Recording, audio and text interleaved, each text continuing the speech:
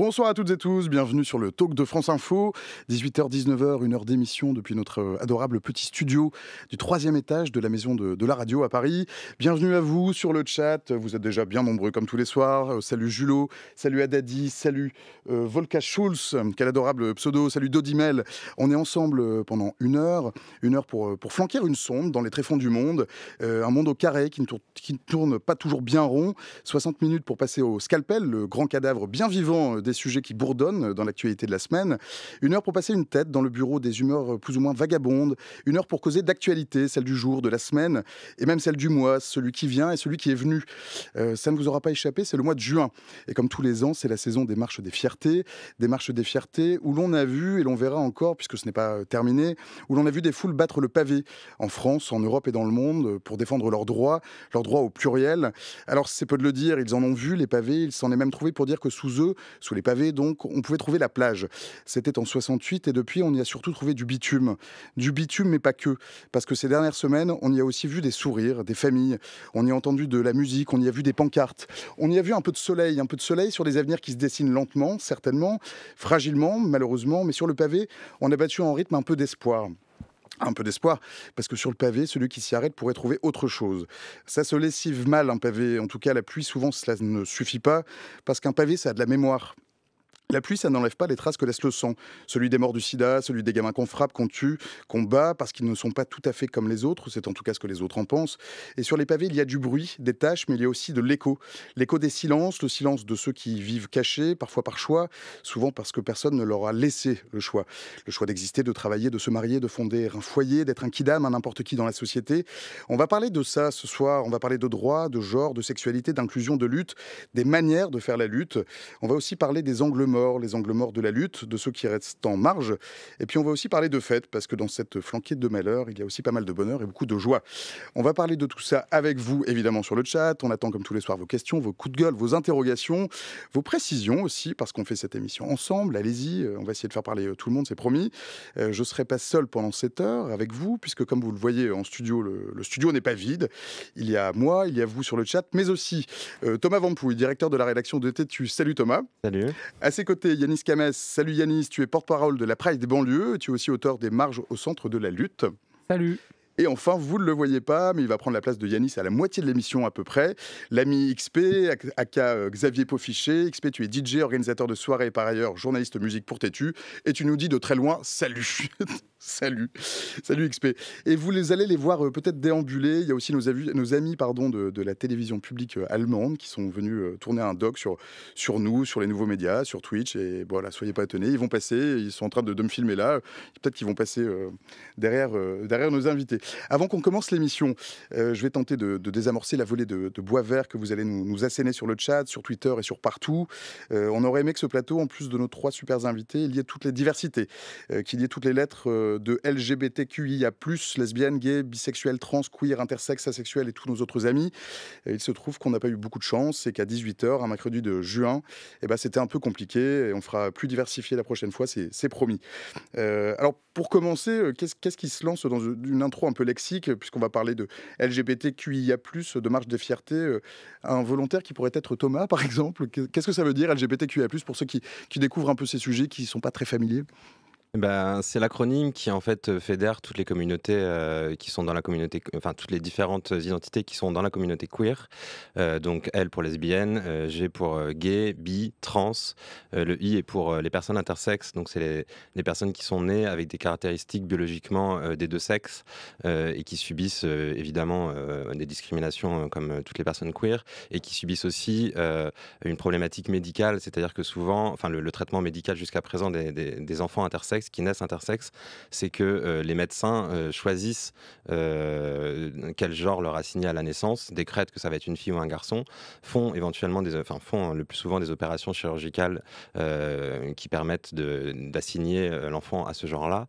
Et donc une des problématiques fortes de l'intersexuation, c'est de réclamer la fin de ces mutilations génitales, puisque les enfants grandissent après et ils se retrouvent avec beaucoup de questionnements et plus de retour en arrière barrières possibles. Le Q est pour queer, ce qui permet là aussi de balayer plus large. Il y a beaucoup de personnes qui sont sans étiquette ou qui ont des étiquettes plus floues que LGBT, et donc, mais qui sont queer dans leur identité, dans leur façon de vivre, etc. Et le A pour asexuel, qui sont les personnes qui n'éprouvent pas de désir sexuel, qui subissent aussi des problématiques liées à la pression sociétale, etc. Et donc, toute cette grande famille forme un très bel acronyme auquel on rajoute régulièrement des lettres. LGBTQIA+, pour l'instant, c'est le plus long. complet. On peut mettre AA+. T'en as un autre? Ouais, AP aussi, j'ai entendu AP+. C'est quoi AP+, En vrai, Yanis? Ça inclut les personnes pansexuelles. Pansexuelles. Mais oui, effectivement. Après, la question qui se pose aussi, c'est il y a des débats en fait en interne dans la communauté, dans les communautés, pour savoir quelles lettres il faut mettre dans cet acronyme. Est-ce qu'il y a vraiment une nécessité d'inclure dans l'acronyme toutes les lettres, ou est-ce qu'on se concentre sur la matérialité des oppressions subies? Enfin bref, c'est des discussions qui sont en cours actuellement dans les communautés. Yanis, tu es le porte-parole de la Pride des banlieues. C'est la 3e édition cette année. On connaît, la plupart des gens connaissent la marche des fiertés, qu'on appelait avant la Gay Pride, mais maintenant on essaie d'être plus inclusif, donc la marche des fiertés c'est mieux. On connaît moins la Pride des banlieues. C'est quoi la Pride des banlieues?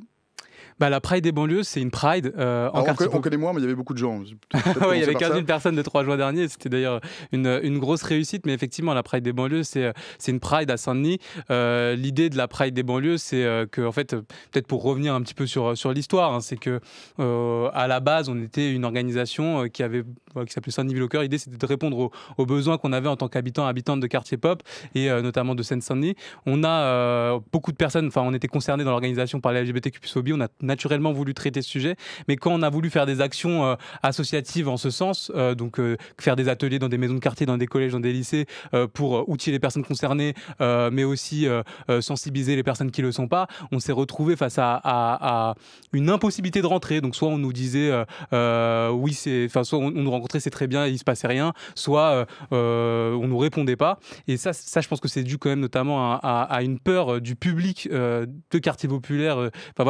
Les institutions avaient peur de leur public et voulaient pas faire des actions. Moi, je pense que c'est ça. Et donc nous, on s'est dit, faut faire entendre ces voix, faut qu'on puisse faire entendre la voix des LGBTQ+ de quartier populaire, notamment parce que il y avait peu d'espace pour aussi représenter les intérêts et les revendications des personnes qui sont en même temps LGBTQ+, mais qui vivent aussi, comme c'est souvent le cas en quartier pop, le racisme, la précarité. Et donc ça amène des réalités particulières. Donc il faut créer des espaces de représentation particuliers. On a déjà une question dans le chat. C'est bien que vous les posiez maintenant, ces questions-là. Comme ça, on fait un peu de lexique, on recontextualise. Il y a Akapic qui demande pourquoi c'est passé de Pride à Marche des Fiertés, l'un ou l'autre, ou l'un et l'autre. Pride, c'était. Pride, c'est fierté en anglais, donc c'est la même chose. En fait, ce qui s'est passé, c'est qu'on a enlevé le gay de Gay Pride, pas pour invisibiliser les gays, mais simplement pour justement montrer toute la diversité de la commu. Lesbienne a été un mot compliqué à dire pendant longtemps, les plus jeunes s'en souviennent pas, mais les lesbiennes ont dû lutter, par exemple, pour qu'on puisse, quand on tape lesbienne sur Google, ne ressorte pas en premier. L'item gay. Comment? Tout l'item gay, c'est ça? Non, c'était les films de cul. Avec des scènes lesbiennes. Donc elles ont dû lutter pour obtenir que les moteurs de recherche, les gros moteurs de recherche corrigent ça. Donc il y avait une grosse question là-dessus. Évidemment, la question trans a émergé beaucoup ces dernières années et nécessite aussi une visibilité. Et donc en fait, c'est pour ça qu'on est passé de la Gay Pride à la marche des fiertés au pluriel, pour montrer que c'est un mouvement pluriel et diversifié. Alors on a fait un petit sondage là tout de suite sur le chat. Vous êtes 75% à n'avoir pas participé à une Gay Pride cette année. Vous allez apprendre plein de trucs. Ça va être super. Restez avec nous. Donc, Thomas, tu as écrit un billet dans tes tuiles, un billet qu'on peut retrouver dans l'édition de cet été. On en parlera à la fin de l'émission, qui est dispo dans les kiosques, chez vos libraires préférés. Un billet qui s'appelle Pride, le contraire de la fierté, c'est disparaître. Et qui commence par qu'avons-nous en commun? Oui, parce que alors c'était celui sur la Pride de l'an dernier, celui-là, parce qu'il y avait une question. Tu parlais de la Pride des banlieues tout à l'heure. Il y a ces dernières années tout un mouvement de décentralisation de la Pride qui est bienvenu, à la fois géographique, c'est-à-dire qu'il y a des Prides plus seulement à Paris maintenant, il y en a dans les grandes villes, de plus en plus dans les plus petites villes. Il y a des Prides rurales, il y a la Pride des banlieues, il y a des Prides qui revendiquent des positionnements politiques spécifiques, comme la Pride radicale. Et l'année dernière, il y avait eu une polémique autour de la Pride radicale qui avait Tu peux peut-être expliquer à ceux qui connaissent donc, la pas Pride radicale, c'est quoi la Pride radicale peut-être? c'est un mouvement qui revendique un positionnement radical de gauche, donc un positionnement anticapitaliste, un positionnement donc politiquement plus serré que la Pride, la marche de fierté générale, et qui avait envoyé l'année dernière un communiqué aux médias qu'ils avaient invités à couvrir l'événement, qui étaient principalement d'ailleurs des médias soit LGBT comme Tétu, soit alliés ou de gauche. Ils n'avaient pas invité ni Valeurs Actuelles, ni Geoffroy Lejeune du JDD, bientôt. Et ils avaient fait ce communiqué qui était très, qui nous avait semblé, qui m'avait semblé et qui nous avait semblé à Tétu, très comminatoire sur la façon de traiter une Pride. Et leur positionnement, c'était de dire les personnes se mettent en danger en allant à une Pride. C'est une problématique que Yanis connaît très bien, notamment les personnes de banlieue ou issues de la diversité. Et donc partant du postulat qu'on pouvait se mettre en danger si on n'avait pas fait son coming out en allant à une Pride, il fallait donc que la presse accepte de ne pas photographier les personnes, de demander leur consentement. Bon, ça c'est une évidence, on est d'accord avec ça. Sauf que dans l'espace public, une des règles légales du journalisme et de la déontologie journalistique, c'est quand vous êtes dans une foule, dans un espace public, vous acceptez tacitement d'être pris en photo. Et ils remettaient en question cet élément-là. Ce qui peut paraître une bonne idée pour les raisons qu'ils invoquent, simplement quand on la creuse, il y avait deux problèmes. Un, ça contrevient à la liberté de la presse, qui est quand même pas un élément qu'on peut décréter comme ça au détour d'un communiqué pour un événement. Enfin, c'est quand même un élément important pour nous qui sommes journalistes. Deuxièmement, et c'était ce qui nous semblait vraiment contestable dans leur positionnement, ils promettaient aux gens qui allaient venir à leur Pride finalement une sécurité qu'ils ne sont pas à même de garantir, parce que même si les journalistes, tous les journalistes acceptaient de ne pas prendre en photo la foule, on nous conseillait de prendre les pieds en photo ou la rue vide une fois que le cortège était passé. C'était littéralement ça.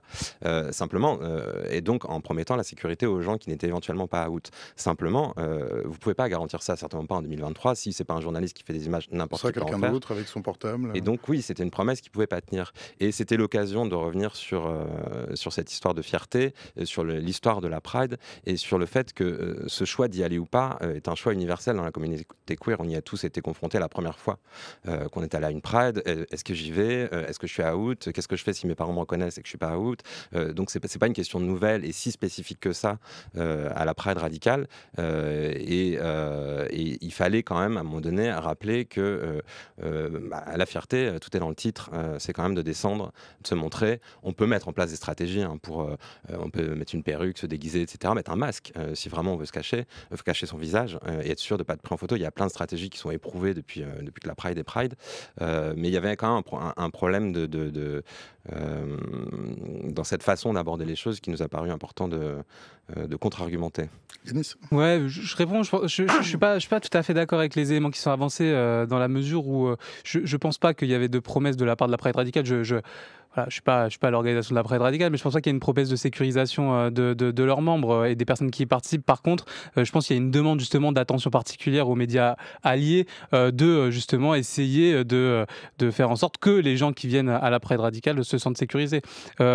Donc moi je trouve que c'est une demande qui est assez légitime, qu'on fait par ailleurs nous aussi à la Pride des banlieues, où on demande aux personnes qui prennent des photos. On a des bénévoles, voilà, qui s'occupent d'encadrement, qui s'occupent de plein de choses, qui demandent aussi aux personnes qui prennent des photos de faire attention, de demander le consentement, ce qui est tout à fait, à mon sens, normal. Quand il s'agit d'une foule aussi, il n'y a pas que le fait de faire des trottoirs ou quand la foule est passée, il y a aussi la possibilité, ce qui est beaucoup fait, de flouter les visages. Voilà. Moi j'ai eu des retours de personnes qui justement à la Pride des banlieues lors de la première édition ont été pris en photo, justement une photo qui est sortie, et après derrière en fait il y a eu énormément de violence qui a été subie. Donc si on peut éviter ça, c'est aussi notre responsabilité, je pense, à chacun et chacune de pouvoir l'assurer. Et la Pride radicale, quand il demande ça, moi j'entends complètement cette demande-là. Après, sur la question de la fierté et du fait de dire vraiment, est-ce que c'est juste parce qu'on est fier et on peut être visible? Pas forcément, on peut être fier et pas vouloir être visible. Je pense être fier et en sécurité, c'est pas du tout en contradiction. Je le mettrai pas, je les opposerai pas ainsi. Et dans un second temps, je pense que non, le but premier des Pride, c'est pour moi en tout cas et pour la Pride des banlieues, c'est avant tout d'avoir des avancées politiques. Aujourd'hui, on a des revendications politiques et l'idée, c'est de pouvoir aussi les faire entendre. Les Pride naissent de cela tout de même. Enfin, ça venait pas d'autre part. Alors la première, alors ce qui est que d'acquérir des droits. Ouais, voilà, c'est ça, exactement. Ouais. Et pour faire un petit point historique, ce qui est d'ailleurs la première Pride, ce qu'on considère comme la première Pride et ce qui est commémoré lors des Prides, c'est les émeutes de Stonewall, où il y avait justement, c'était une des descentes de police très fréquentes dans un bar je crois que c'est à New York, dans une ville voilà, à New York. Ouais. Et donc du coup, parce que voilà, l'idée c'était d'embarquer les personnes qui avaient pas des vêtements qui étaient assignés à leur genre, etc. Et ça a dégénéré. Un jour, ils en ont eu marre. Ils ont commencé à lancer des pierres sur les policiers et à dire c'est fini, quoi. Donc il y a vraiment, il faut aussi voir l'enjeu des Prides comme un espace, certes, de visibilité, mais de la visibilité aussi pour pouvoir être représenté politiquement et qui, à travers cette représentation politique, permet de porter des revendications. Thomas, je te vois trépigner. Ah non, au contraire, j'adhère parfaitement au fait que la Pride, de toute façon, elle a l'origine première, effectivement, c'est une révolte contre la persécution policière qu'on a aussi subie en France jusqu'en 82. Il faut quand même le rappeler, ça a 40 ans cette histoire. 82, on dépénalise. 82, en fait, jusqu'en 82, les personnes homo étaient discriminées dans la loi au sens où la majorité sexuelle, n'était pas établie au même niveau pour les hétéros et pour les homos. Ce qui peut paraître anecdotique dit comme ça, simplement, au nom de cette loi, en fait, cette loi justifiait tout un système de persécution policière, de descente de police dans les endroits gays à l'époque, ou queer plus généralement. C'était le cas en 69 à Stonewall à New York, c'était le cas en 81 au Manhattan à Paris. Et donc, en France, les Prides sont nés à la fin des années 70, en 77 exactement, les premiers groupes militants qui sont descendus dans la rue pour revendiquer une visibilité et effectivement des droits. Et en fait, dès le départ, et ça a toujours été l'histoire de la Pride, ça a toujours été visibilité et lutte politique, l'un allait avec l'autre, tout simplement parce que la visibilité et la fierté, elle est performative, c'est-à-dire de dire on existe, on est là, on partira pas, on s'excusera pas et on va obtenir nos droits. Et après, au fur et à mesure des décennies qui sont écoulées, il y avait d'abord lutter contre la pénalisation de l'homosexualité, donc ça c'était obtenu en 82, jusqu'en 90 c'était encore une maladie pénale, mentale, classée comme l'homosexualité était classée comme maladie mentale à l'Organisation mondiale de la santé. Et en France, il y avait donc le mariage à obtenir, on est passé par le Pacs en 99, le mariage en 2013. Donc évidemment, puis la PMA, puis les droits des personnes trans, etc. Ça, c'est consubstantiel de l'histoire de la Pride. C'est fierté, fête et lutte. Et ça a toujours été comme ça. Tu voulais rajouter quelque chose, Yanis ?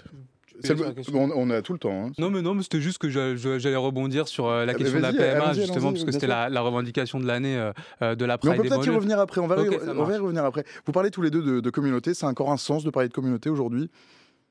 Oui, l'idée de parler de communauté... En ce qu'elle est peut-être éclatée, protéiforme, que tout le monde n'a peut-être pas les mêmes revendications, que tout le monde n'a peut-être pas forcément intérêt à s'allier, peut-être, je vous pose des questions.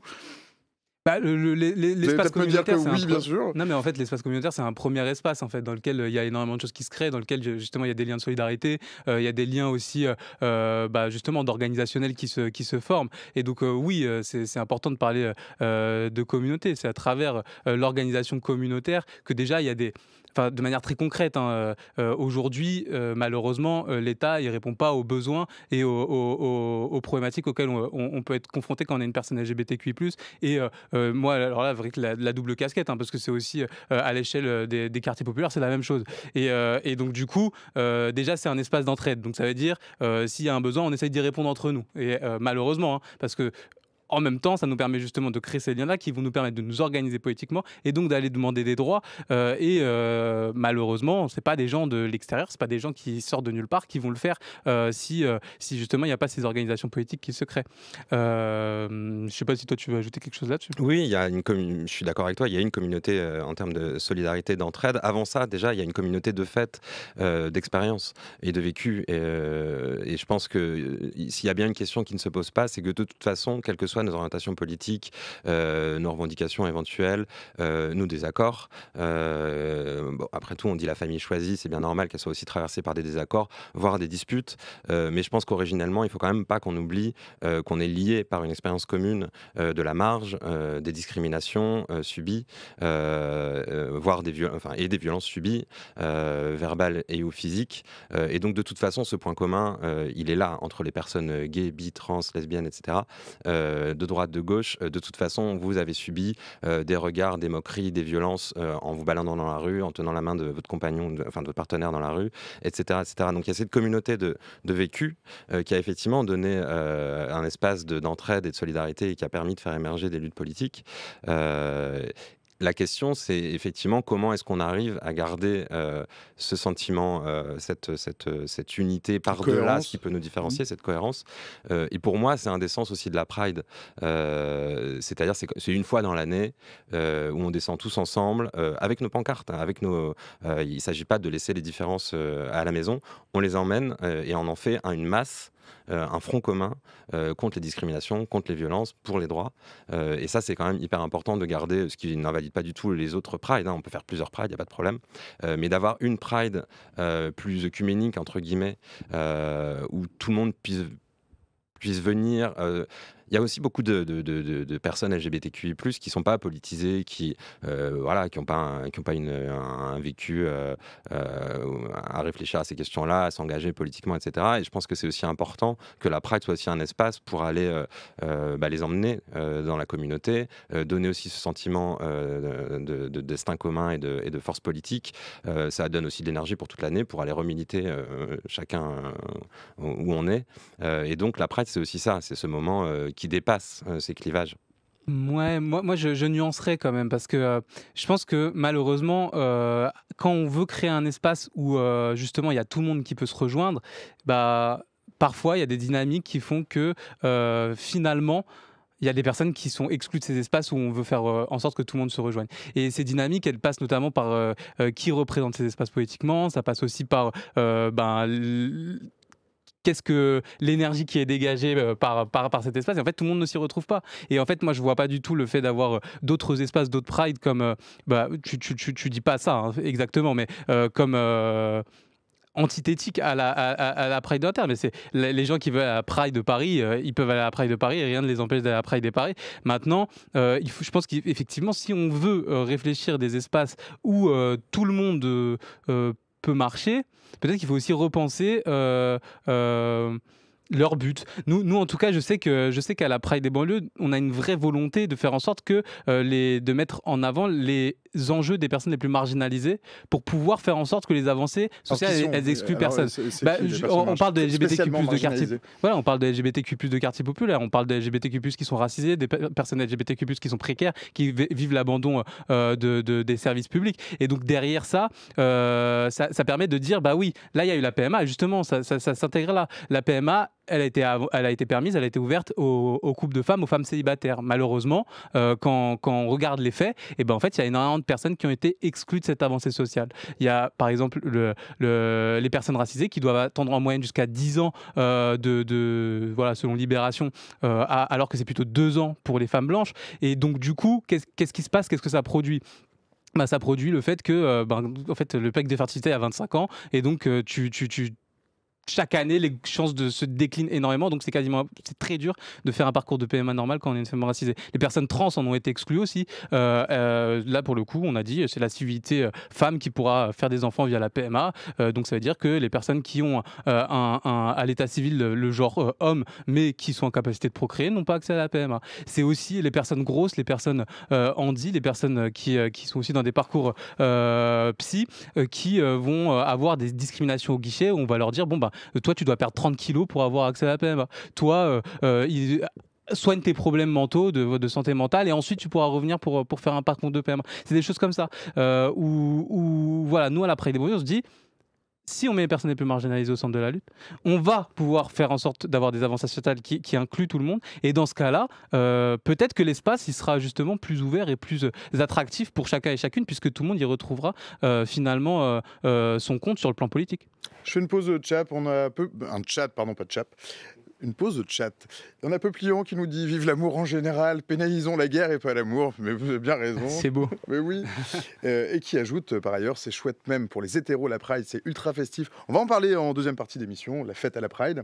On a Kyle qui nous dit « On est quoi quand on est un homme blanc hétéro, qu'on ne connaît pas personnellement les difficultés des LGBT+, mais qu'on trouve ça totalement inacceptable que ces personnes soient discriminées et qu'on soutient totalement la cause ». Et on a SafeFR qui lui répond gentiment, quelqu'un de bien, et je crois qu'il a raison, et tout le monde souscrit à ça. Qu'est-ce que on a un allié. Ouais, on parle d'alliés dans le on a plein d'alliés. Alliés de la lutte. Alliés de la lutte. Et enfin, Peuplion qui rajoute la marche des fiertés. Au final, c'est pour tout le monde, pas juste pour les LGBTQ+, c'est pour toute personne qui est fière d'être ce qu'elle est, peu importe qui elle est. C'est à peu près ça, je crois. Hein.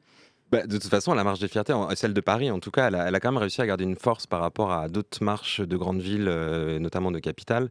Aux États-Unis ou en Europe, vous avez des marches qui sont fermées maintenant, très organisées, avec des chars qui doivent réserver. Et puis en fait, le parcours est coupé par des barrières du public et le public ne peut venir qu'assister. La grande force de la Pride de Paris. Ça se passe où par exemple ça, à Stockholm par exemple, j'y étais l'an dernier, il y a des barrières. C'est moins rigolo. Comment ? C'est moins rigolo. Bah oui, parce qu'en fait, vous êtes là, si vous n'avez pas réservé une place ou si vous n'avez pas, vous êtes là sur le côté à regarder. Pour des raisons d'organisation, de sécurité, de parcours. Organisation, sécurité, mais c'est aussi une tradition qui vient des États-Unis. Enfin, à New York, je crois qu'elle est comme ça. C'est un défilé. Voilà, c'est un défilé. Ils aiment bien les choses très organisées, très voilà. La Pride de Paris a quand même réussi à garder cette tradition d'être ouverte et d'être vraiment char ou pas char, fluide entre les trottoirs et la rue. Donc effectivement, tout le monde peut venir. Tout ce qu'on demande aux personnes, aux hommes cis hétéros, c'est évidemment de respecter les personnes présentes.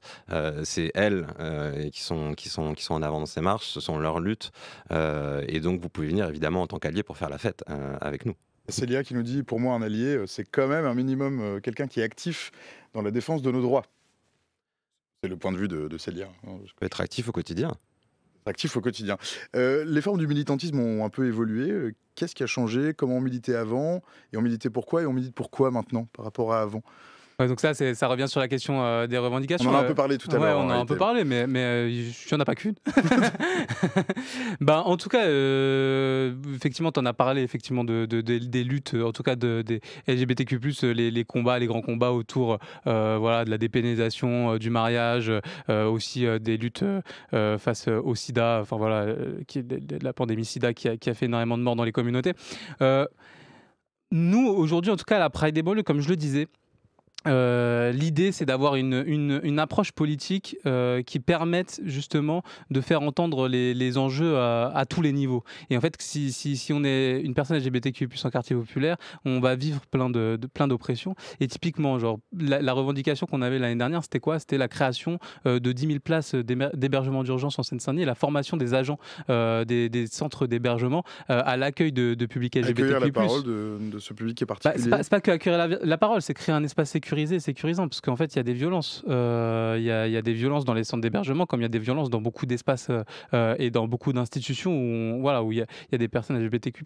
Et en fait, tu vois, quand tu es une personne LGBTQ+, tu peux te faire virer de chez toi parce que tu es justement concerné. Tu peux, si tu fais un coming out ou que tu es outé et que on te vire de chez toi, c'est une possibilité. C'est aussi beaucoup plus de précarité. Donc tu vois, la question, déjà ça commence à l'école. Tu peux vivre du harcèlement. Ce harcèlement, ça va entraîner des difficultés scolaires. Après, il y a aussi, si tu es un peu queer, tu vas aussi faire face à de la discrimination à l'embauche. Tu peux te faire harceler aussi sur le lieu de travail. Enfin, c'est plein de dynamiques qui font que... Et en plus, si tu ajoutes à ça le fait que tu es racisé, je te fais pas le dessin. À des institutions qui est aussi sur le plan des institutions publiques dans lesquelles il n'y a pas de moyens. Moi, j'ai travaillé dans un collège. Je peux vous dire que à l'école... toutes les équipes sont épuisées, tu vois, t'as des profs qui sont pas là pendant 6 mois parce que ils sont en burn-out et les élèves, du coup, faut les prendre en perme, quoi. Enfin, il y a beaucoup de cours qui sautent. Donc, en fait, t'ajoutes à ça, tu fais ça, plus ça, plus ça, plus ça, ce qui fait que tu as énormément de chances de te retrouver pauvre et donc plus de possibilités de te retrouver à la rue. Donc, qu'est-ce qui se passe? Tu as souvent plus besoin d'un centre d'hébergement que d'autres. Et sauf que aujourd'hui, tu appelles le 115, il n'y a pas de réponse. Et donc, si tu appelles le 115 et il y a une réponse qui arrive quasiment jamais, et ben t'arrives dans un centre et au final tu vas être agressé et donc du coup tu pourras pas être accueilli dans ces espaces. Donc c'est en même temps et je sais pas si vous voyez la logique, mais en gros concrètement les 10 000 places d'hébergement d'urgence, ça répond aux besoins de chacun et chacune. C'est aujourd'hui, il y a 10 000 personnes en Seine-Saint-Denis qui dorment à la rue et voilà, qui ont besoin d'une place en hébergement d'urgence. Mais non, c'est le sujet. Parce qu'en fait, quand on est LGBTQ+ en quartier populaire, eh ben, on vit des problématiques habitantes de quartier populaire aussi. Et c'est ça, en fait, la démarche politique. C'est aussi réussir à articuler les luttes autour des personnes les plus marginalisées pour faire en sorte que tous les vécus soient entendus et que les revendications n'excluent personne. Et c'est en ça. Et donc, moi, ce que je vais vous proposer d'ailleurs, vu qu'on est là et qu'on est ensemble, vous pouvez aller signer, c'est plus sur la PMA, puisque cette année c'est la PMA, vous pouvez aller signer notre pétition que vous pouvez retrouver sur les réseaux sociaux. Parce que nous aussi, en termes de lutte, nous, ça c'est peut-être quelque chose qui date d'avant, mais qui est aussi toujours très présent. On parle aussi en termes de rapport de force et comment on fait pour créer un rapport de force avec les institutions, avec les pouvoirs publics, pour que nos revendications soient entendues. Et il y a un moyen, c'est de dire on est beaucoup. Donc effectivement, quand on était 15 000 à la Pride des banlieues, c'était beaucoup. La Pride des banlieues permet de se compter. Voilà, et la Pride des banlieues permet de se compter, mais aussi notre pétition qui est en ligne, ce que vous pouvez signer sur nos réseaux sociaux, permet de se compter aussi sur la PMA. On mettra les liens dans le chat. Qu'est-ce que j'allais dire ? La première fois que tu as organisé la Pride des banlieues, ça s'est passé comment ? Quel écho comment ça a été reçu ? Tu allais toquer à quelle porte ? Alors déjà, c'est pas que moi qui organise la Pride. C'est pas que moi qui ai organisé la Pride des banlieues. La Pride des banlieues, on est une association. Oui, on est aujourd'hui, on est 50 membres et tu es le porte-parole, je crois. Je fais partie des porte-parole. On est plusieurs à porter la parole de la Pride des banlieues. Et donc du coup, pour répondre à la question, la première Pride des banlieues, en fait, il faut savoir qu'on est quand même dans une ville de gauche à Saint-Denis. Hein, donc on a été quand on a voulu organiser la Pride des banlieues, il n'y a pas eu de problème en tout cas de la part des institutions, des collectivités sur l'organisation de cet événement. Après, quand on est arrivé dans la rue, ça a été vraiment plutôt bien reçu. Enfin, franchement, on a eu un accueil très bon du public. Il y avait des personnes qui étaient étonnées, il y a des personnes qui étaient curieuses. Non, ça s'est super bien passé. Franchement, c'était moi j'en garde un très bon souvenir de la première Pride des banlieues. Super moment, un vrai temps fort politique. Yanis, est-ce que c'est le mot de la fin ? Le faux mot de la fin, parce que je vois que l'heure tourne, il va falloir que je fasse rentrer XP qui est en face de moi, qui trépigne pas vraiment, mais je vois qu'il trépigne au fond de lui quand même. Est-ce que tu as quelque chose à ajouter, en sachant que je te mets dans le fauteuil en face, si tu as quelque chose à venir redire, tu me fais un signe et tu reviens bien sûr. C'est juste il n'y a pas de souci. Non, c'est juste pour dire si tu veux qu'on ouvre une porte là tout de suite, on a le temps on peut prendre le temps et le faire bien sûr. Je vais laisser, par respect, mon camarade prendre la parole et je reviendrai effectivement s'il y a quelque chose à affirmer. N'hésite pas. Yanis va dans le fauteuil juste en face à 2 mètres et on fait entrer notre ami XP. Bonsoir. Bonsoir. Salut, tu es DJ, organisateur de soirées, et par ailleurs journaliste musique pour Tétu. La Pride, c'est aussi une fête. On avait un de nos amis sur le chat qui disait c'est ultra festif même pour les hétéros. La marche des fiertés à Paris, il y avait beaucoup de gens et c'était cependant une Pride sans char, parce qu'un char ça consomme de l'énergie. Il y a eu quelques déçus, notamment sur Twitter.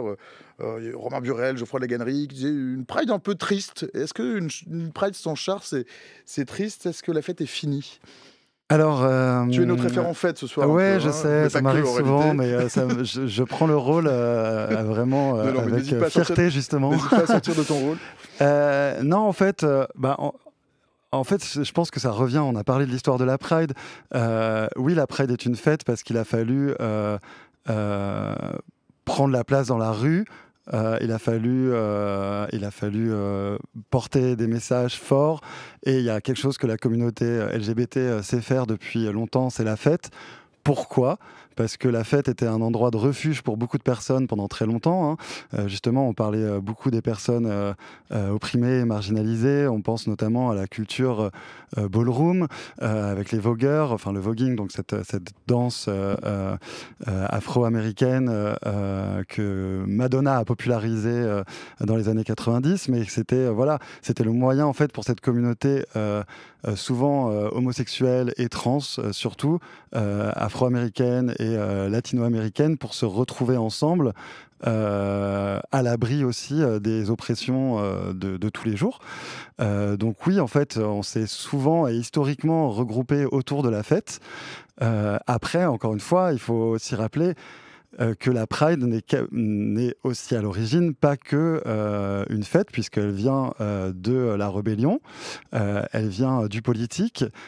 Donc réduire la Pride à la fête est quelque chose que je trouve très réducteur, j'allais dire gentiment naïf, ou alors très avec une vision très hétérosexuelle et souvent très mauvaise de la chose. C'est-à-dire que souvent les personnes qui sont homophobes, LGTI-phobes et tout, pointent du doigt la Pride en disant mais regardez-les dans la rue avec leurs shorts roses, avec leurs plumes dans les fesses, leurs confettis, leurs paillettes et tout ça.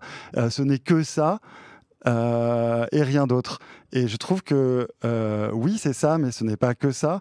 Et réduire ça à la fête, c'est dommage. Il y a un gentil naïf qui attrape des verticaires en face de moi, Thomas. J'ai tiqué sur la vision hétéro sur la fête. Non, mais déjà, c'est quand même, la fête en soi, c'est quand même aussi un moyen de rassembler, de ramener du monde. Bon, là, cette année, il faisait très beau, et c'était la première année sans char. Faudrait voir s'ils maintiennent ce système. Est-ce que les gens vont se remotiver? Je me souviens d'une Pride qui était particulièrement pluvieuse il y a quelques années, mais vraiment, on s'était pris des trompes d'eau.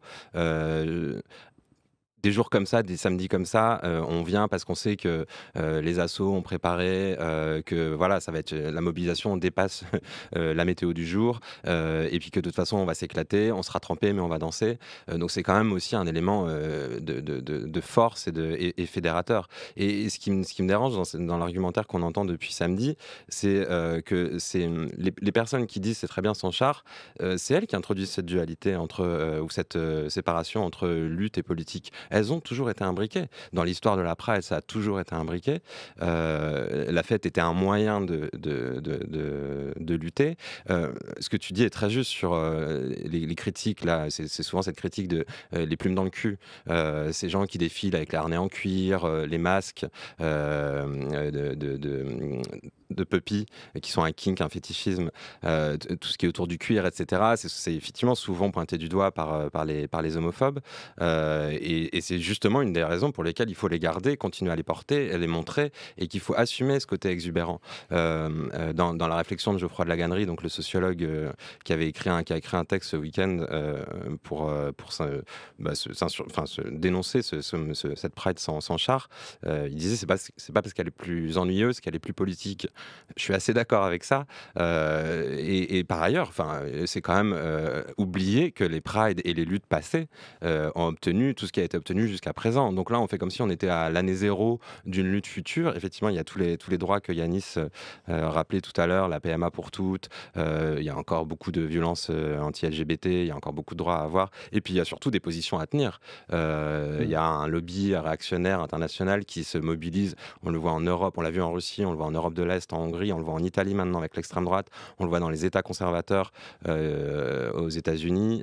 On a une extrême droite qui est assez puissante en France, qui n'est pas encore au pouvoir. J'espère qu'elle ne le sera pas, mais on n'est pas à l'abri. Donc de toute façon, il n'y a pas que les droits nouveaux à acquérir ou les derniers droits à conquérir. Il y a aussi une sécurité et un droit à vivre, à défendre. Et la fête permet quand même une visibilité, un effet d'entraînement, un effet de masse. Geoffroy de Laganerie racontait dans son texte, si j'étais venu à 16 ans et que j'étais tombé à ma première Pride et j'étais tombé sur un défilé un peu classique, genre 1er mai, encore 1er mai, c'est le plus festif des manifestations sociales, donc à la limite, ok. En fait, je serais pas revenu et j'aurais surtout pas eu cet effet libérateur et puissant qu'on a tous connu à notre première Pride, c'est vrai, et qui là, honnêtement, n'était pas là samedi. Oui, alors après, j'ai énormément de points de désaccord avec ce fameux texte, notamment parce qu'il il a des propos aussi très problématiques. Bon, c'est pas forcément très intéressant, mais notamment quand il dit qu'il faut lancer un Stonewall contre l'inter-LGBT. Enfin, voilà, on parlait des communautés tout à l'heure. Est-ce qu'il y a encore une communauté, des communautés ou je ne sais quoi? Oui, évidemment, on est une grande communauté. Comme toutes les communautés, on se chamaille, on a des soucis les uns envers les autres. Moi, je sais que je suis plutôt du genre à penser qu'il faut réfléchir ensemble, se parler, et que ce n'est pas la peine oui, l'intérêt LGBT, bon, pour expliquer. La guerre de Chapelle est un peu l'organisatrice. Voilà, c'est l'association qui organise la marche des fiertés parisienne. Est-ce qu'elle est parfaite? Certainement pas. Est-ce que vraiment on a besoin de lancer une vendetta contre elle? Je ne pense pas que ce soit nécessaire non plus. Et pour finir là-dessus, et pour rectifier aussi, parce on a beaucoup dit oh là là, mon Dieu, cette Pride sans char, mais quelle tristesse, la fête est partie. La fête n'était pas partie, hein. Il y avait un podium quand même avec des artistes.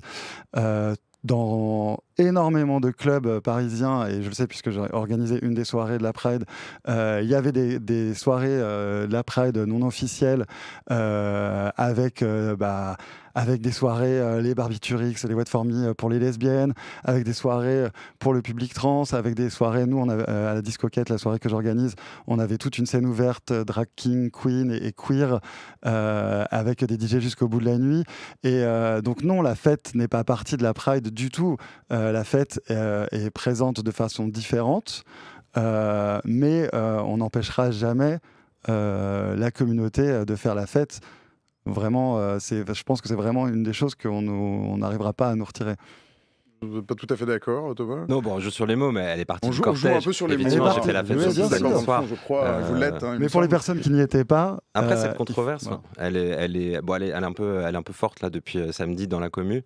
Bon, après, je pense qu'il ne faut pas faire dire à Geoffroy de la Gannerie ce qu'il n'a pas dit quand il parle à un Stonewall. Il parle juste d'une révolte. Hein. Je ne pense pas qu'il compare l'inter-LGBT aux flics. Il faudrait lui demander. Si vous voulez, on lui demandera. Les mots sont importants aussi quand même. Mais bon, au-delà de ça, il y a quand même un point... C'est marrant parce qu'il y a aussi des vieux militants qui ont soutenu le fait qu'il n'y ait pas de Pride, des vieux militants, des militants des années de la première heure. De la première heure. Survivant de la première heure. Enfin, moi, je trouve qu'il y a quand même aussi, je parlais de l'année zéro tout à l'heure, on oublie quand même un peu vite tout ce qu'a obtenu la Pride, pas que la Pride, mais la Pride est toujours un point de rendez-vous, un point à la fois d'arrivée et de départ, un point on se ressource, on ressource son énergie militante, etc. Déjà, tout ce qui a été obtenu, et puis il y a quand même cette idée au plus fort de la crise SIDA, quand la communauté gay, en premier lieu, était décimée par le SIDA, ça a été aussi les années où la Pride était les plus festives et les plus brillantes, les plus exubérantes. Act Up avait inventé toute cette série de slogans, danser égale vie, sida égale disco, ce qui était quand même ça c'était en 95 ou 92. Sida égale disco, il fallait quand même y aller, tu connais. Et c'est cette histoire-là qu'on perd, qui était évidemment, les gens étaient heureux d'être là samedi, les gens étaient souriants. Par ailleurs, il faisait beau. Je reviens quand même sur ce petit point. Je suis pas sûr que ce sera la même ambiance sous la pluie. Mais bon, et personne ne réclame le retour des chars au diesel. Ça, tout le monde a bien compris que faire rouler des camions au diesel, c'est pas l'avenir, ça on est d'accord. La question, c'est comment est-ce qu'on garde cette tradition vivace avant le concert final ou les soirées dans le Marais ou dans tous les endroits queer, pendant le cortège, pour que ça garde cette âme-là et cette force-là qu'on lui a connue, que moi je lui connais depuis, ça fait 15 ans maintenant, mais 10 ans à Paris, et qui est toujours un point pour les nouveaux arrivants ou les personnes qui font pour la première fois.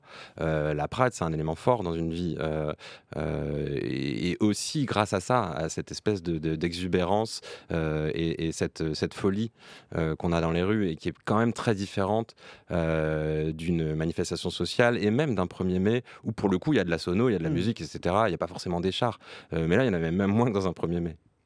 Et je tiens vraiment aussi à rappeler l'importance de ce podium de fin de marche, notamment, et saluer le travail de mes amis du collectif Bragi Pufferfish qui font la direction artistique de ce podium-là, parce que c'est vraiment, en termes de représentativité artistique de justement nos communautés, c'est hyper important pour le jeune public qui, pour le coup, parfois va à un concert pour la première fois parce qu'ils sont jeunes, ils n'ont pas forcément d'argent pour se payer un concert, de voir des personnes auxquelles ils peuvent s'identifier enfin des artistes auxquels ils peuvent s'identifier, de faire la fête justement en communauté.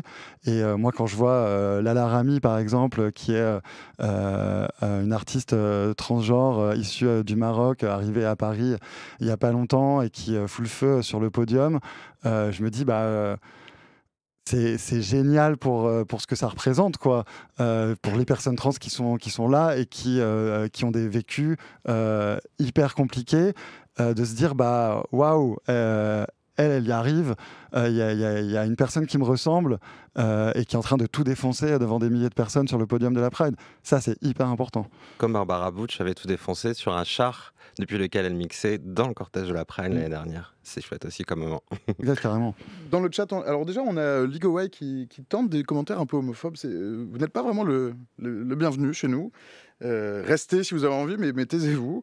Ni ailleurs, ce n'est pas légal. Hein, je ne vais pas vous lire. À chaque fois, vous effleurez, hein, vous tentez, on vous supprime. Mais on a Kyle pourtant qui nous dit pourquoi on ne fait pas des chars tirés par des licornes.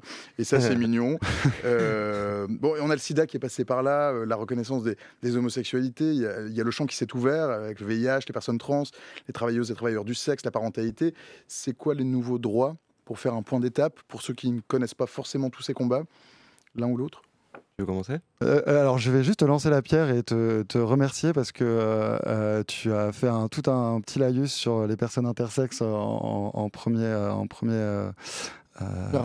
intention du lexique, et c'est vraiment une cause que je trouve importante parce qu'elle est peu visible en fait, et elle est peu visible parce qu'il y a peu d'informations sur le sujet au niveau ni du gouvernement ni de l'éducation. On peut on peut aller dans la rue et demander est-ce que vous connaissez, est-ce que c'est une personne intersexe.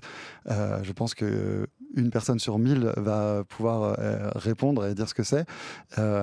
Et on parle de mutilation à la naissance sur ces personnes-là parce que c'est ce qui se passe. Donc Thomas l'a rappelé, on choisit le genre, enfin les médecins choisissent le genre à la place de la personne concernée, souvent à la place des parents aussi. C'est pour moi qui est une aberration à tous les niveaux.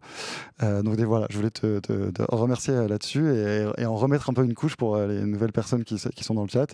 Après, je te laisse la main sur le reste. Il y a beaucoup de choses à dire. Il y a effectivement, Yanis l'a dit tout à l'heure, ce qu'on appelle la PMA vraiment pour toutes, c'est-à-dire ouvrir l'accès de la PMA. C'est vrai que pour l'instant, elle a été définie dans la loi comme un droit pour les femmes.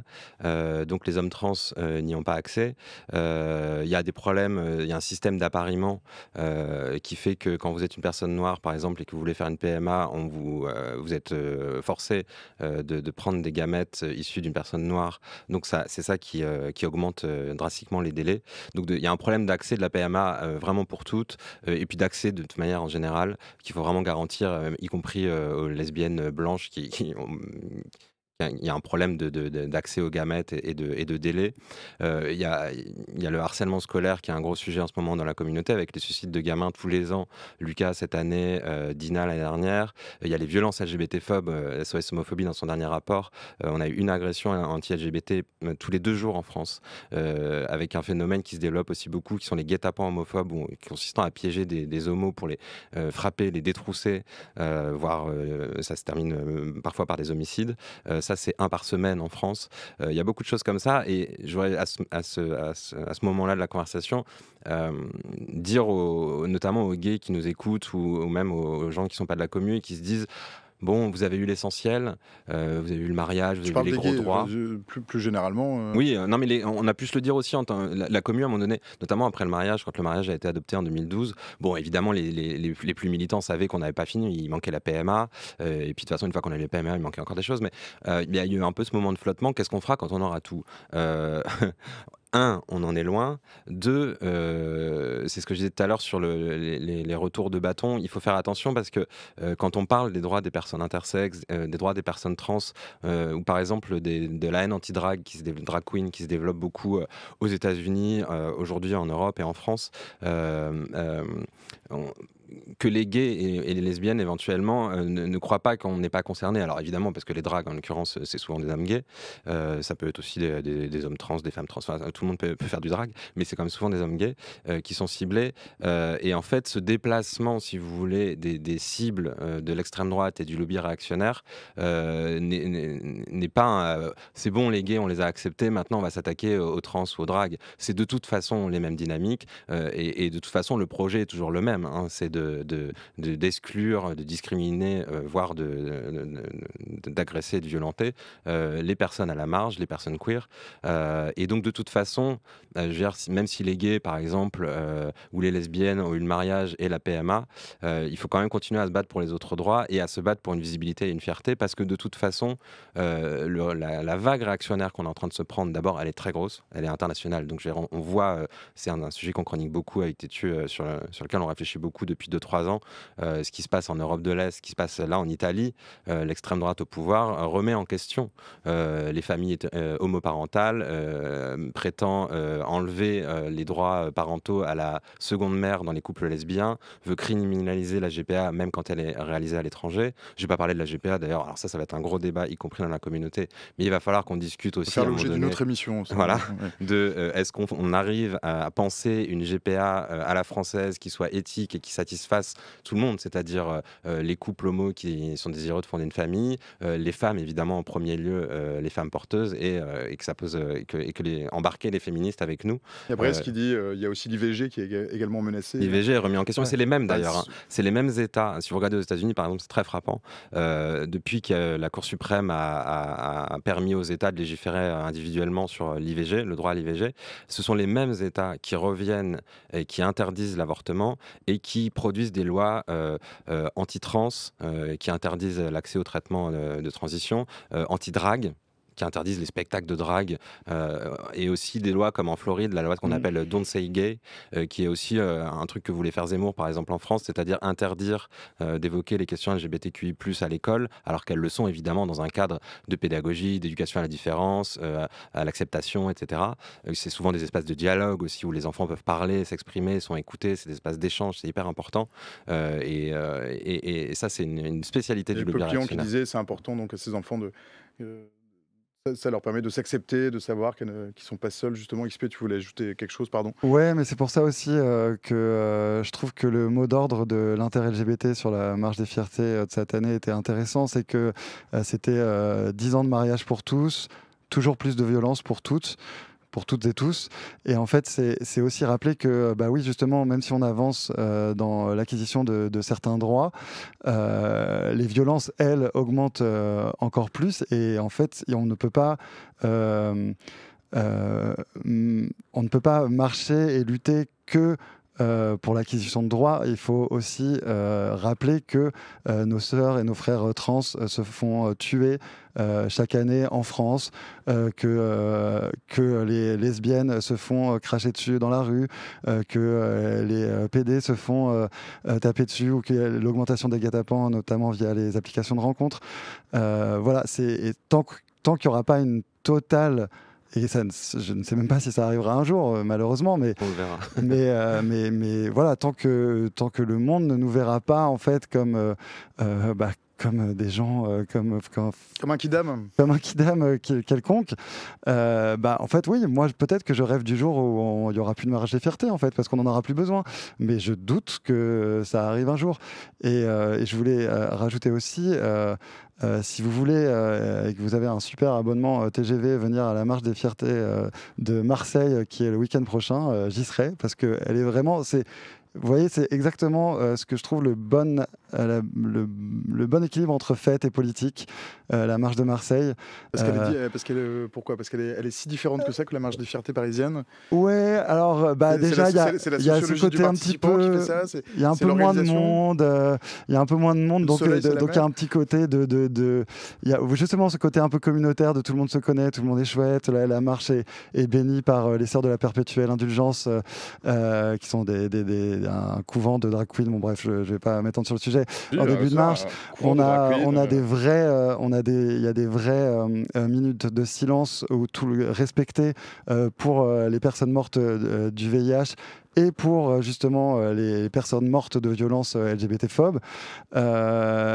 Moi, j'ai dansé et pleuré l'année dernière comme jamais, et j'ai vraiment vécu un moment fort. Et je finis juste sur Marseille, parce que pour moi, c'est un exemple de marche, de semaine des fiertés à vraiment copier, parce qu'il n'y a pas que la marche et qu'une soirée officielle. Il y a des jours avant avec des expositions, des rencontres, des archives. Enfin voilà, il y a vraiment tout un programme éducationnel, informatif, culturel, artistique et festif autour de ces sujets LGBT au pluriel. Et pour moi, c'est un vrai exemple à suivre. Et ça permettra aussi peut-être de faire taire quelques bouches qui ne pensent que plume dans le cul. Mais venez, on met plus de plume dans le cul maintenant, on met des paillettes biodégradables. Il y a Papillon qui dit à propos de que l'homophobie, il faut que les homophobes changent leur mentalité. Il dit en général ça vient aussi pas mal d'un manque d'information de leur côté, malheureusement pas forcément, ou d'une inculcation dans les mœurs par rapport à leur famille, leurs amis. Oui, alors on sait pas bien d'où ça vient l'homophobie. C'est la peur. Hein, ça vient de beaucoup d'endroits, Thomas. Non, mais enfin, c'est pas si. Enfin, évidemment, mais c'est pas idiot parce que. C'est pas idiot ce que tu dis, Papillon. Non, c'est pas idiot. Non, mais parce que je parlais tout à l'heure de ce que fait le lobby réac, là. Ils ont cette muleta, là, ce chiffon rouge qu'ils agitent, qui est la protection des enfants. Et ça, quand vous dites ça à des familles qui sont pas renseignées, qui disent pas têtu, par exemple, etc. Et franchement, il y en a beaucoup, des familles hétéros. Quand vous appuyez sur le bouton enfant et que vous mélangez les homos qui viennent à l'école, qui font l'éducation aux questions LGBT, tout de suite vous créez spontanément des réactions on invoque souvent les enfants pour tout. Exactement, et c'est là où pour le coup les gens qui nous écoutent, y compris les alliés, etc., ont quelque chose à faire, même s'ils ne militent pas. On disait ça tout à l'heure, si je milite pas, est-ce que je suis un allié ? Déjà, essayez d'expliquer aux gens autour de vous, vous renseigner. C'est-à-dire, allez voir en quoi consiste, nous on a fait des articles là-dessus, des reportages, etc. En quoi consistent les ateliers de drag queen pour des enfants. Elles lisent des contes adaptés à l'âge des enfants. Elles sont déguisées en princesses, etc. Voilà, c'est hyper basique, c'est hyper théâtral. Les enfants adorent ça, évidemment, parce qu'elles sont too much, déguisées, elles sont pleines de couleurs, de paillettes et tout. Donc c'est génial pour les enfants. L'éducation à la sexualité à l'école, ce n'est pas, comme on avait entendu dans une boucle, il y avait une boucle en 2014, au moment où l'ancienne ministre de l'Éducation avait introduit les ABCD de l'égalité. C'était un programme de lutte contre les stéréotypes de genre à l'école. Donc dire aux petites filles, vous pouvez faire du foot, vous pouvez faire des maths, vous pouvez faire des sciences, et aux garçons, vous n'êtes pas obligé d'être dur, viril, et de ne pas pleurer, etc. Et elle avait pris une fronde contre elle, qui avait réussi, hein, les ABCD n'ont pas vu le jour, basée sur on va apprendre la masturbation à nos enfants, etc., etc. Et donc dès que les réactionnaires commencent à mélanger cette histoire de les LGBT, les homos, les dragues, ces hommes déguisés, la sexualité, les enfants, etc., ça fonctionne immédiatement. Et c'est là où le public a un rôle. Informez-vous et expliquez, allez voir de quoi il s'agit et regardez les choses en face et expliquez autour de vous de quoi il s'agit, parce que c'est un bouton trop facile pour les réacs. Parce que l'histoire de l'interdiction des lectures de drague aux enfants aux États-Unis est quand même venue d'un vieil adage. Hein. On a réveillé le personne homosexuelle égale pédophile. Donc on pointe du doigt les drag queens comme étant pédophiles parce qu'elles lisent des histoires aux enfants. Alors peut-être que c'est un problème justement de lexique chez ces personnes-là. Mais comme quoi, c'est... Et Trixie Mattel, qui est une drag queen qui a participé à l'émission de RuPaul's Drag Race, le disait récemment dans une interview. Elle disait de toute façon, parce qu'on lui disait, mais pourquoi, à votre avis, c'est vous ? Elle disait, mais de toute façon, il y aura toujours une excuse pour ces gens-là pour choper des votes. Donc là, c'est nous. Ça va passer à autre chose. Ils ont juste besoin de d'échauffer les esprits pour avoir des votes. Et malheureusement, on voit toutes les montées justement de ces extrémismes également en Europe, et avec des discours qui sont stupides, mais que les gens achètent. Et oui, ça fait peur. Ça, c'est sûr que ça fait peur. Donc merci les alliés de vous informer. Et c'est l'information, comme tu le disais, c'est vraiment intéressant. Il y a plein de comptes Instagram ou de super journaux comme Tétu ou de webzines comme d'autres. Hein. Enfin, il y a plein de choses. Les sources sont multiples, donc informez-vous. Il y a Kyle qui nous dit dans le chat, les enfants, ils sont tolérants à la base, en fait. Ça vient après le problème, et souvent, ça vient des parents qui leur ont dit d'avoir peur de ces personnes. Ça peut venir aussi d'ailleurs, ça vient souvent, malheureusement, des parents. Thomas, tu voulais ajouter quelque chose? Bah oui, d'ailleurs c'est génial quand vous voyez la réaction d'un gamin de 3 ou 4 ans devant une drag queen et il dit c'est qui et vous lui dites bah, c'est un garçon déguisé en princesse et bah, il passe à autre chose et il écoute la princesse. Enfin, d'ailleurs on leur fait croire tous les ans qu'il y a un gros monsieur barbu qui passe par la cheminée pour leur déposer des cadeaux, ça pose aucun problème à personne. Donc la princesse a priori ça va, il gère. Il y a Delon qui nous dit c'est le vieux monde qui met du temps à mourir. Les amis, l'heure tourne et je vous ai promis de vous libérer à l'heure. Donc c'est le moment des mots de la fin. Le mot de la fin, XP. Et en fait non, enfin, c'est le demi-mot de la fin pour conclure. Après, c'est le premier mot de la fin. Ouais, je vais dire un mot justement sur les drag queens. Allez supporter les drag queens, les drag kings et les drag queers et n'allez pas que supporter celles qui font Drag Race France ou autres. On a plein de talents un peu partout. Je le dis aussi parce que dans les soirées que j'organise, il y a des drag shows. Mais allez vraiment... Justement, les alliés, allez aussi au spectacle de drague. Vous allez voir, c'est super, on s'amuse bien. Et on s'amuse bien, justement, avec des messages politiques. Un bon plan de sortie pour cette semaine et les 15 jours à venir à Paris, en région parisienne, ou bien sûr ailleurs en France, il n'y a pas que Paris. La Pride de Marseille va être vraiment super. Et je crois que... on est jeudi, on est mercredi. Nous sommes mercredi. En tout cas, vendredi, à la Flèche d'Or, il y a la fête des Invertis, qui est un groupe militant avec plein de copines et de copains qui mixent aussi à Paris. Donc, allez les soutenir. On va voir les Invertis à la Flèche d'Or. Thomas? Je vous ai ramené la lecture. Évidemment. Donc, je vais laisser le mot de la fin à Didier Lestrade qui avait écrit, qui est donc un militant historique de la communauté, qui a cofondé Act Up Paris et Tétu. Et qui avait écrit dans son histoire de Tétu, d'Act Up pour le coup, quelque chose sur la Pride de 95. En 95, c'est l'année noire de la crise SIDA, c'est là où il y a le plus de morts. On est vraiment au cœur du réacteur. Et il écrit le 24 juin, donc c'était déjà le 24 juin cette année-là, le samedi de la Pride. Act Up fêta sa plus belle Gay Pride. Notre camion était immense, donc celui d'Act Up, un semi-remorque entièrement noir d'où sortait une sono à faire péter les carreaux des immeubles. Le son était littéralement insupportable. De fait, Act Up est avec Fréquence Gay, donc la radio à l'époque, et le Queen, une boîte emblématique de la commune de l'époque. Donc Act Up avec FG et le Queen, la partie du cortège la plus chaude. La compréhension de la house comme vecteur de l'homosexualité n'a jamais fait de doute chez nous. C'est pourquoi notre char semble tout droit sorti de la Love Parade de Berlin. Des centaines de jeunes, torse nus et trempés, dansant non-stop de Montparnasse à Bastille. Le plaisir d'Act Up, c'est d'offrir un espace gay où tout le monde est bienvenu. 95. 95, c'était il y a... presque 30 ans. Il n'y a pas si longtemps. Qu'est-ce qu'on trouve dans l'édition de Tétu de cet été, Thomas? Tétu, vous allez trouver justement une histoire de la Pride. La caméra est là, Thomas. Pourquoi nos Prides sont gays, qui revient justement sur l'histoire de cette association entre lutte et fête. Et vous avez 3 couves en kiosque, vous étonnez pas si vous voyez pas. Là, c'est Nabil Arlo, un chanteur que je vous invite à écouter sur Spotify. Mais pour le mois des fiertés, on fait souvent plusieurs couves. Donc on a aussi une couverture avec Aloïse Sauvage, la comédienne et chanteuse lesbienne. On a une couverture avec Kim Petras, la chanteuse trans américaine, star internationale, qui allemande, pardon, qui vit aux États-Unis maintenant, mais elle s'est exilée justement parce qu'elle n'arrivait pas à vivre sa transidentité là-bas.